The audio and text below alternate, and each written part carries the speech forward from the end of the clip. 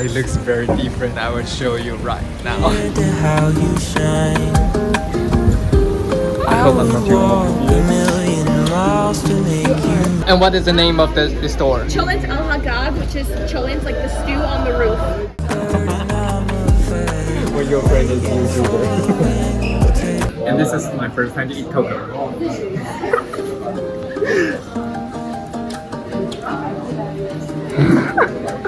I like it.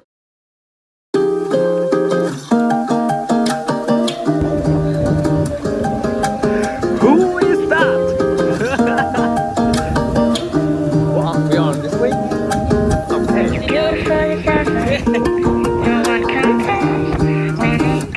Hello guys, welcome to my channel and welcome to this series. It's about the food, the international food, and today's topic is Israeli. So now we're in a community full of Orthodox Jews. And they don't like being on movies, so I will try my best to be hit to film it secretly, but to film it secretly and like this. And as you can see on the street, there's a lot of people. It looks very different. I will show you right now. I hope I'm not too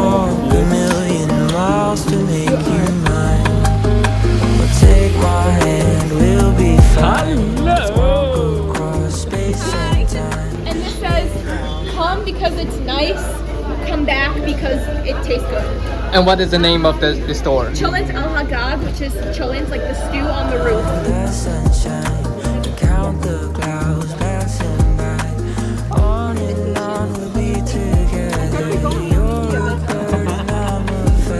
When your friend is YouTuber.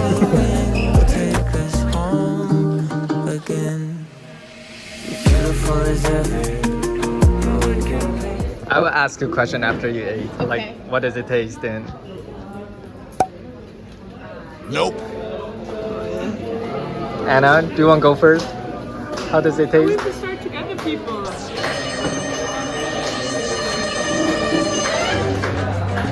Let's comment together. Okay. What do you want?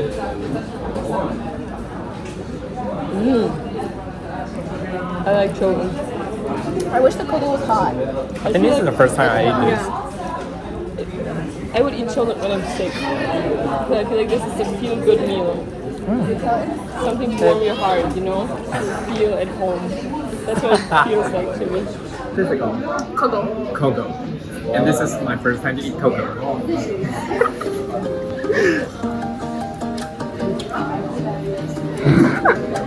I like it. I really like it. It tastes a little bit like cake, but it doesn't really taste like cake. Like the texture of cake? The texture is like rice. Soggy. Soggy rice.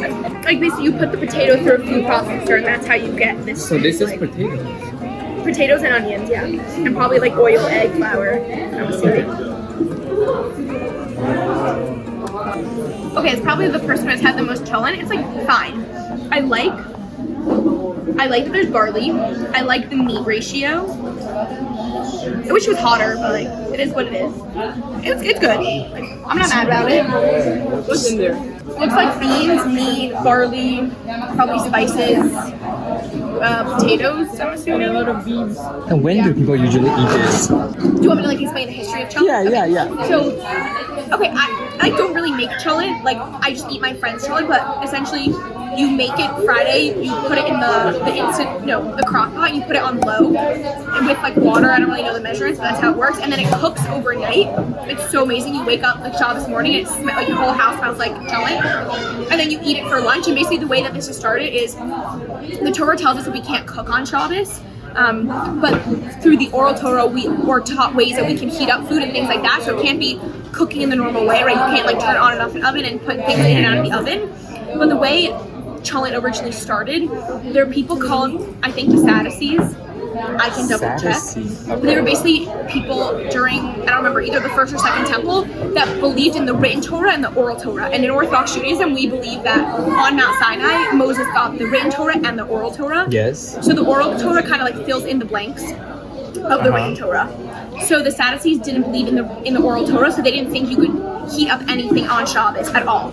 So the way that people prove that they do believe in the oral Torah is that they made cholent, and it's a way in Jewish law that it is permissible to eat hot food on Shabbos. Ah, okay. That's the reason so they made this cholent in order to eat hot food but during the Shabbat. Right. Today is so glad to invite my friend Hannah. So she is from New Jersey. New Jersey, but she has a different identity. I mean, Aliyah in Yeah. August. So what, 9 months ago? That's why today we 9 months invite. ago today. Oh, it's totally 9 months. Mazel tov. So this is why today we invite her to introduce those classic. Actually, there's an Orthodox definition name for this congregation. Ashkenazi. Ashkenazi. Yeah. It's for their tradition, right? Right. Or like general. Cholent and kugel are mainly like Ashkenazi things. It's kind of gone into like wider culture, and like plenty of Sephardim eat it. They like put their own spin on it. Okay. And Yeah. Ashkenazi is original from Eastern Europe. Eastern Europe. Does anyone from? No, you're not Eastern Europe, right? Anna's from Eastern Europe. Russia Yeah. counts as Eastern Europe. Yeah. For this geographically kind of. Okay. I did an ancestry DNA test a few years ago. Also, my mom did, my sister and my grandfather, and we all got between 97 and 99% Ashkenazi Jew. Okay. So it's like a specific genetic marker. Is that your domination right now? Well, that's not a denomination. Eastern, it's more of like an ethnic background. Denomination would be like Orthodox. Okay. Oh, okay. So it's a specific genetic marker. So like, I have different genes than like other people from Ukraine who aren't Jewish. So the way in which you cover your hair, meaning like a scarf or a wig, that depends on like your view of Jewish law and like your outlook. So that's like how much you cover. Then how you cover it doesn't matter. Like you could wear a garbage bag to cover your hair. Why would you do that? Really? It's terrible. Yeah, no but, like, one would do that. In theory, you could. Okay, yeah. So some people wear like a half scarf like this, which is what my friend is gonna wear. And then some people wear full. Some people wear wigs. And I also heard like even the kippah is a different kind. Yeah, so that also signals like the community that you come from and your outlook on Jewish law. So people can recognize by their like which. Yeah. I mean, with a grain of salt, right? Like, you can't always tell everything about a person by the way they dress. Sometimes what you wear is a sort of marker or signaling to people. Wow. That also is the way to show their loyalty. Will you say that? To what? To God.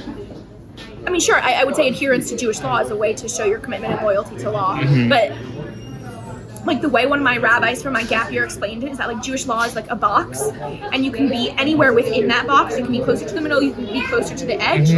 As long as you're in the framework of Jewish law, then there's a Then you lot can of do room. what you like. It's not necessary to be certain way to do that. It's not strict as people think. Right, like there's a lot of leeway Space. and gray area, and space to represent yourself. Yeah. Interesting.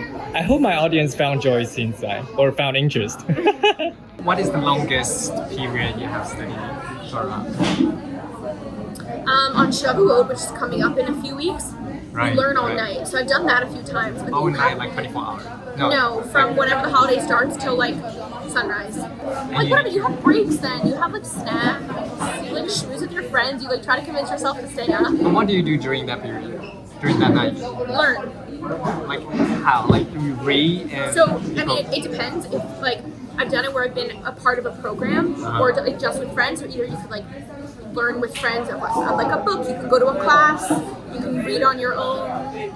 You can get distracted and have sushi. Really? Yeah. Okay. Usually there's good food at these types of things. Okay. So there's a rabbi among you Or to learn. it doesn't have to be a rabbi. It can be a Torah educator, or it can be anyone. Like my friends and I have given over classes during this night before. Wow. It could be anyone. That's so interesting. It's The fun. whole night. Yeah. They're reading the Bible, they're And then- reading Torah. Yeah. It doesn't have to just be the 5 books of Moses. It can be like other things in a Jewish canon. Like Psalm or Prophet or. Sure, or other, or just books of Jewish philosophy. So we have more 4 weeks. It's Adar Bet. Yeah. Yeah, right. Yeah. Okay.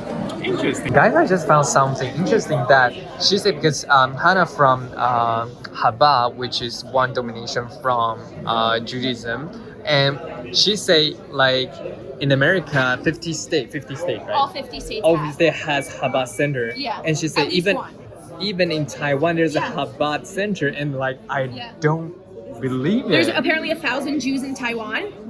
So they service them, but also if there are tourists that need like Really? kosher food or a place for Shabbat, then they'll help them. It's really, I would say it's really hard to keep Shabbat in Taiwan. Yeah, it's So you would so go- hard to keep kosher. They might have a restaurant, like a lot of Chabads in different countries have restaurants. So like in Venice, Chabad has a restaurant that I eat at. Can you show me where is it? Do you know where this is? It's in Taipei. Do you know Where I live, yeah, I'm born in Oh, Taipei. okay. Oh my goodness. Okay, let me tell you, I live here.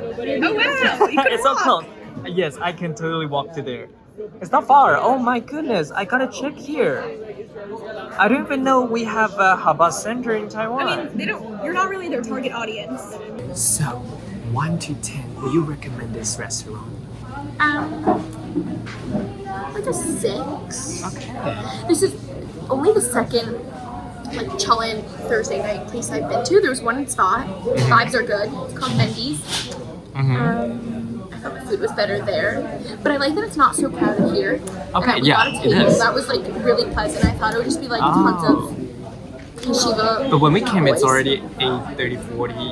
Now it's almost 10:40, and it's so weird that this area becomes more crowded. Yeah, it's so I was like, weird. oh, I'm gonna go get more cocoa. Yeah. 跟大家说，这个地方有点难找，所以如果你刚从那个巷子进来的话，你要就是经过这个冰淇淋店还有披萨店之后，往这个楼梯走上去，然后就会到刚刚的餐厅。